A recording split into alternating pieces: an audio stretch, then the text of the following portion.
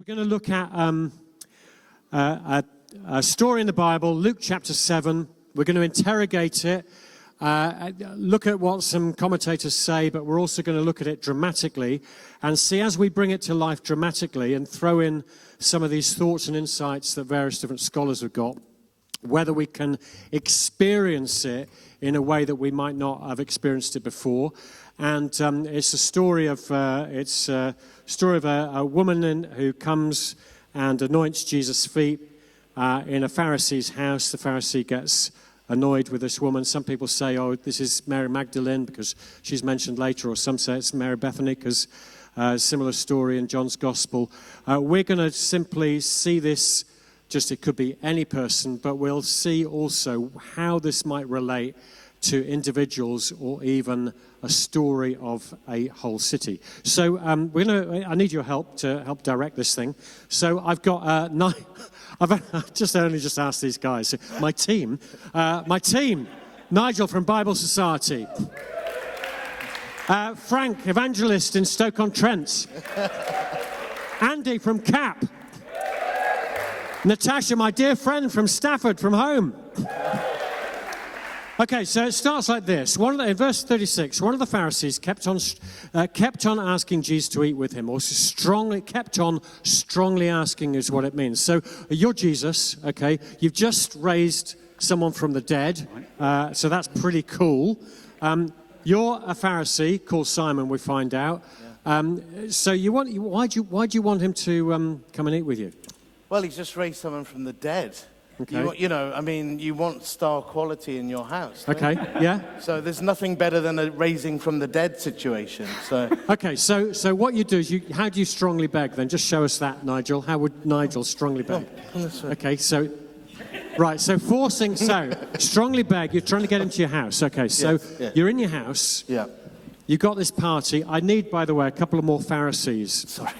I just faked him. Which Roger said would be easy to find in this room. I can have a couple of Pharisees, just a couple of Pharisees. You've got a line to share. I just need two Pharisees. Hey. Yeah? Fantastic. One more Pharisee. Yeah. One more Pharisee. Yeah, great. So you're his mates. So if you can just be you're in the house, it's the party. Jesus, you're not here yet, so get off stage. So just kind of crouch down, sort of there. You're reclining, because it says here, and he went into the Pharisee's house and reclined at table. So you're in this Pharisee's house. He's going to come into the Pharisee's house. By the way, because you're a rich Pharisee, let's assume you're just really rich and whatever, and you want the celebrity. You've booked a band for the party. Yes, I have, yeah. From CAP. This is the way that CAP earn their money, just do whatever to bring in money. Yeah. So, Andy, what kind of music should we have?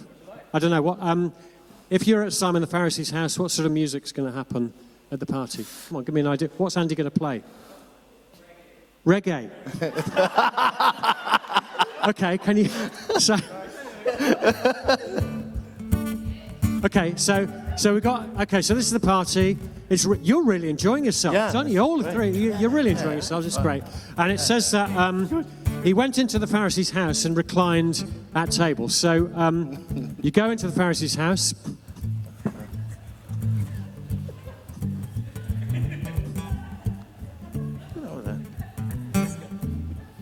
Okay, so the reason why we talked about this, because we don't know this yet, but later on in the story, Simon the Pharisee does not give Jesus any kind of welcome, it would seem, whatsoever. So he's with his mates. Yeah.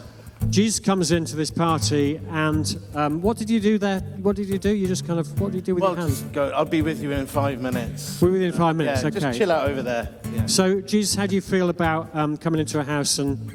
Well, it's a bit rude, isn't it? It is a bit rude. Not to welcome me properly. And you're not even chatting to anyone. No, just on my own. No, you're on your own. Nothing more awkward than going to a party and being on your own. Anyway, Jesus is there. I guess he's on his own. There was a woman, verse 37, who was a sinner. Now, actually, literally, it doesn't say this in just about any English version I've come across, but it should do, even in the New American Standard, but it doesn't. Behold, it's behold. Behold a woman. That's important because I think the story of this play, what we're doing today, is do you see this woman? Behold, not there was a woman. Look, see. There's a woman, literally. in the city who was a sinner. Some people say because you look at all the hints in what Luke's given you. She's called a sinner. The Pharisee calls her a sinner. He says if he knew what kind of woman this was and who she was, her hair is down. Jesus says her sins are many. So the assumption generally among people is she's a sex worker, maybe high class, really rich because she's got this alabaster vial. Maybe she's not.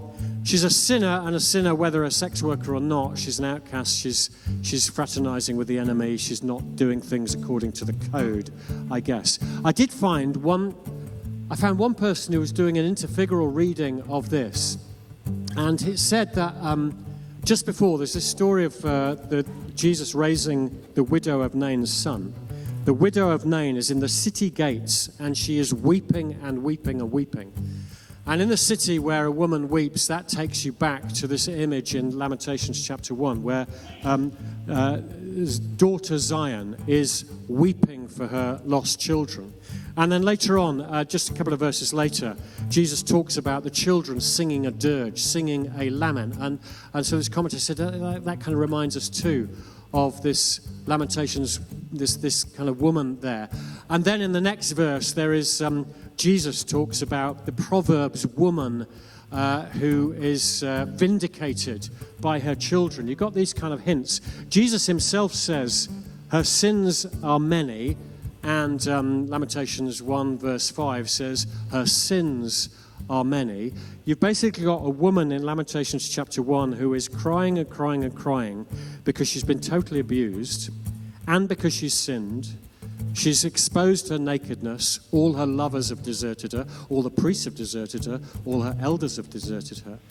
And I wonder if the reason why Luke doesn't name this woman is she could be anyone. She's certainly a person. But maybe she represents the city. A woman, he says, a woman in the city. A woman in the city who was a sinner.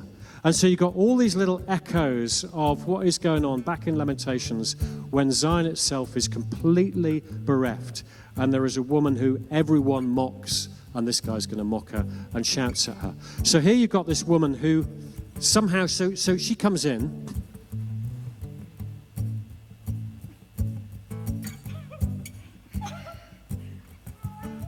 Just Natasha, before it does say, when she learned he was reclining at the table in the Pharisee's house, brought an alabaster flask of ointment. Just stop a moment.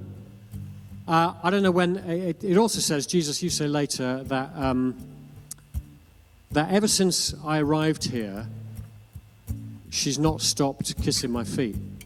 So either she was here to begin with, is what Jesus thinks, or when she heard about this, she arrived. Let's choose that she knows that Jesus is being invited to this house. Something has happened in her life where she's met Jesus and it's been extraordinary. And so she decides to come here. So can you just get out again, Jesus? Let's leave. So let's have you there and let's have her enter.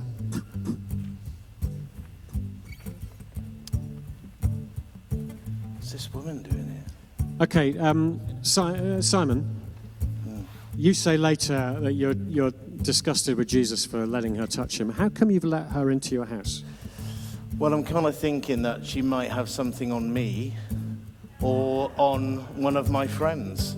And so publicly exposing or embarrassing her could lead to some kind of accusation. Okay, so you might have been implicated in her Yes, who knows? Yeah. sin, whatever that is. Yeah. Okay, so odd that you let her into your house. Yes. Anyway, she's in your house. Jesus then comes in and does that. If you come in again, Jesus, and I guess you're going to do your thing.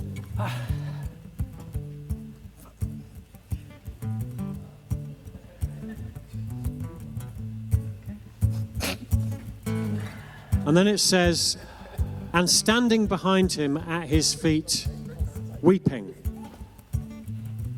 Literally standing. This is the only time that this word is used in this way. She's standing. She takes a stand.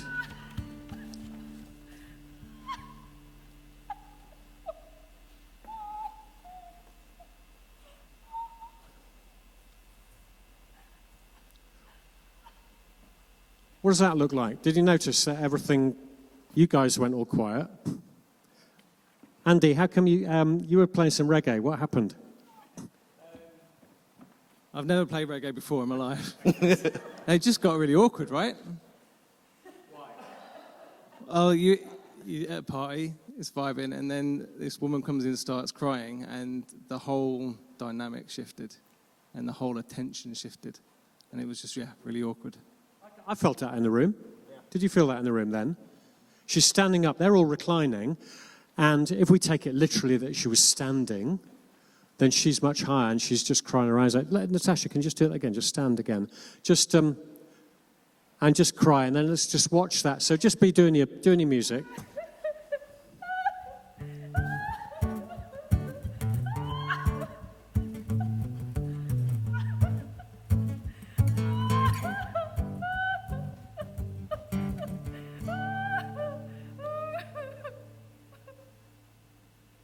And she began to wet his feet with her tears and wiped them with the hair of her head and kissed his feet and anointed them with the ointment. She begins to do this. I guess everyone's watching her. She's completely ruined Simon's party. She carries on crying. She bends low. And we know that when people bend low at Jesus' feet, that's the mark of a disciple. So she's representing here something that, it's quite profound. She's being a disciple. And she's pouring her heart out to him. It says here, when the Pharisee who invited him saw this, he said to himself, if this man were a prophet, he would have known who and what sort of woman this is who's touching him, for she is a sinner. That's an aside in drama terms. So there she is. Nigel, how are you going to do that in a subtle? We'll just do it nice and subtly. You're kind of a bit disturbed. If this man were a prophet, he would have known. And what sort of woman this is, and who is touching him, for she's a sinner. Okay, a little bit subtle. That's just you in your head. No one can hear you. Yeah. Well, Jesus can hear you. Can you do it in a more RSC way and come to the front? Yes. Royal Shakespeare Company. Yes. Okay, and bring the audience into your ruminations. Okay. A bit more dramatically. Right. Yeah. If this man were a prophet, he would have known who and what sort of woman this is, who is touching him. For she is a sinner. Okay, which one do you like? So, which one? This one. Just do it even more. This time, rather than to the front, come up here. All right, okay. And now, all eyes on you. You're right. Upstaging them totally and do it behind them, at them, and see how that goes. If this man were a prophet, he would have known what sort of woman this is who is touching him. For she is a sinner. Which one do you want? The last one. Definitely. Put your hands up for number one. Oh no, there's only a few number ones. Put your hands up for number two. Put your hands up for number three. Number two. We're going to do number two. Okay, so you're down here, Nigel. Okay. Down here, it was kind of, we've gone medium. We've gone kind of middle line, because we're Christians. Unity and all that, yeah. And, okay, and then Jesus. What'd you say? Simon, I have something to say to you. Say it, teacher. A certain moneylender had two debtors. Just stop. Notice he calls him Simon. He's been called the Pharisee up to now. The Pharisee invited Jesus. Suddenly Jesus calls him Simon, which is, Jesus often has Simons in his life, doesn't he? A significant name. It means sign. Simon. So he's kind of calling him out as a person. I wonder if actually, I know Simon's a git and he's horrible and we hate him. But actually I do wonder if Jesus calls him by name, or Luke records Jesus calling him by name, because actually, despite everything, despite how horrible Simon is being, Jesus really loves him. You know, when Jesus says Simon, mostly in the Bible, it's this incredible moment, isn't it? He's talking to his mate Simon. So I wonder if there's something in here where, despite everything, Jesus, you do love this bloke, even though he can't see what is going on. So carry on then with your little parable. A certain moneylender had 2 debtors. One owed 500 denarii and the other 50. When they could not pay, he cancelled the debt of both. Now, which one will love him most? The one, I suppose, for whom he cancelled the larger debt. You have judged rightly. Feel good? Hey, publicly in front of everyone, all your friends, he's judged rightly, and the rabbi has said, the famous rabbi. So you're feeling cool. That's good. You're feeling cool. And again, yeah, this is good. Okay, just crouch down and carry on then. Carry on with the next line. Do you see this woman? I entered your house. Okay, just before you carry on, I wonder if that is the secret for the story. Do you see this woman? A lot of people love Luke because he's very pro-women. He's got loads of women, and it's fantastic. Some people are not pro-Luke because actually he's got loads of women, but they very rarely say anything. They very rarely do anything. They very rarely make anything big happen. And so there's a little bit of a clash between, pro-Luke, anti-Luke. Does he like women? Doesn't he like women? Here, Jesus very clearly says, do you see this woman? Are you looking at her? Do you see what's going on in her life? And he doesn't. He just sees what she was like or what her reputation was like. Simon doesn't see into this woman, doesn't see into the state of, if this woman is the city, doesn't see into the state of this city, just sees the appallingness or the filth or the degradation or, is put off by it. Whereas Jesus says, do you see this woman? And I wonder if what he's just about to do now is she has just explained something that is more powerful in actions than it is in words. She's just said, I love you, I love you, I love you, I love you, and I'm happy to burst into tears in front of people because I love you so much and I anoint you. She said that, and now him, like a voiceover person, for like a BSL voiceover for someone who's doing the signing, he then interprets her actions for the rest of us because we don't know what she's saying. But what she is saying is so profound, I do wonder if Luke is lifting her up. So what do you say? What do you interpret her actions as, Jesus? Just go for it. Read it. Do you see this woman?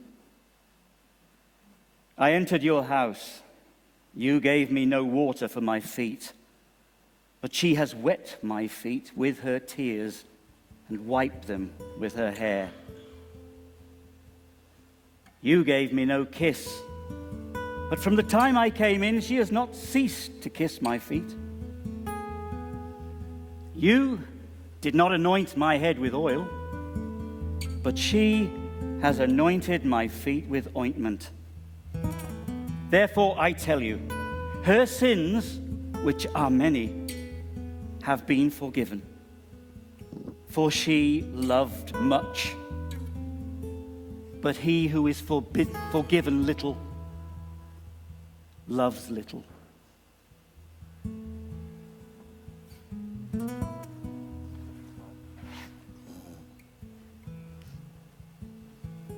Your sins are forgiven.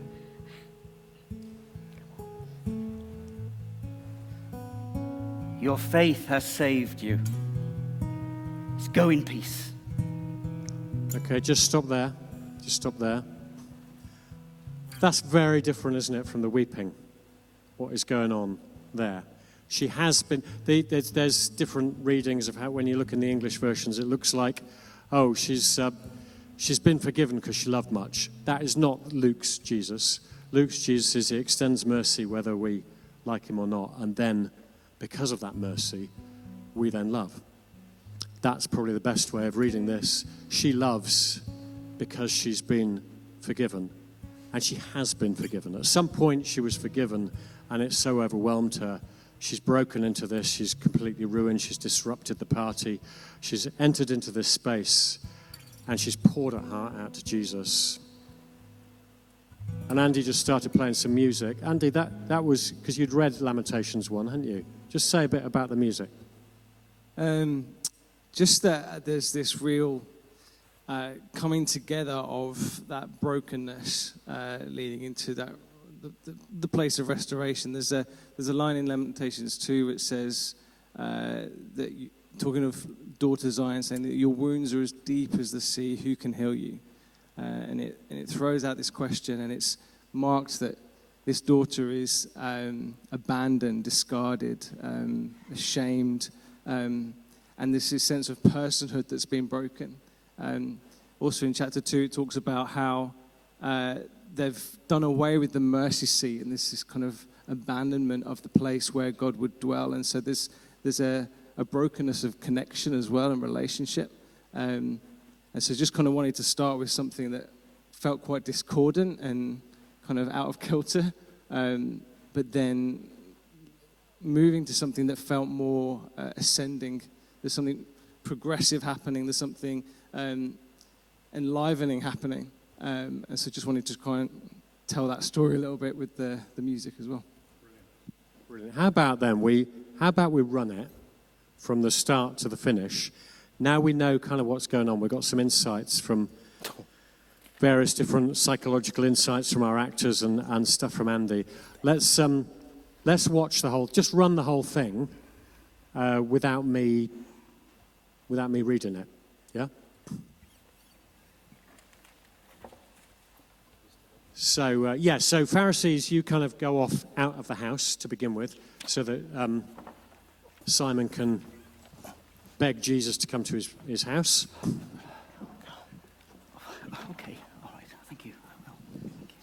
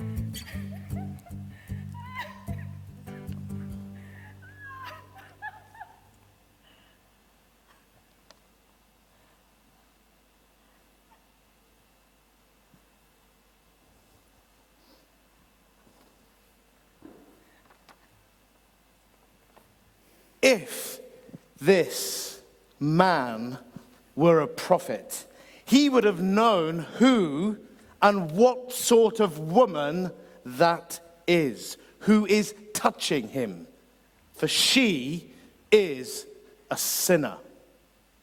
Simon, I have something to say to you.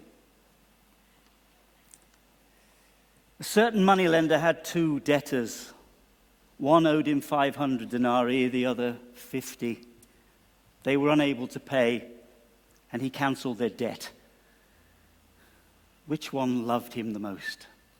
Well, the one, I suppose, for whom he cancelled the larger debt. You have judged rightly. Do you see this woman? Do you see this woman? I entered your house. You gave me no water for my feet. But she has been wetting my feet with her tears and wiping them with her hair.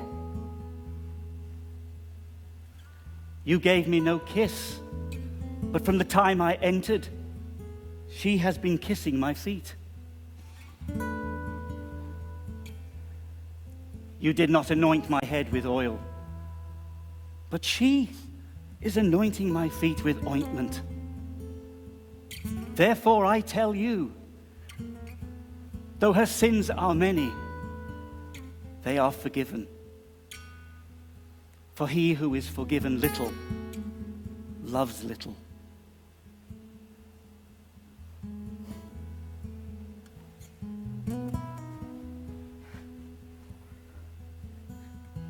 Your sins are forgiven.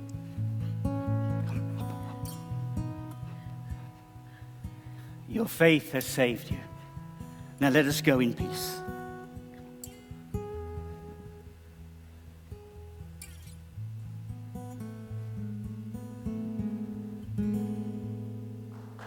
Right.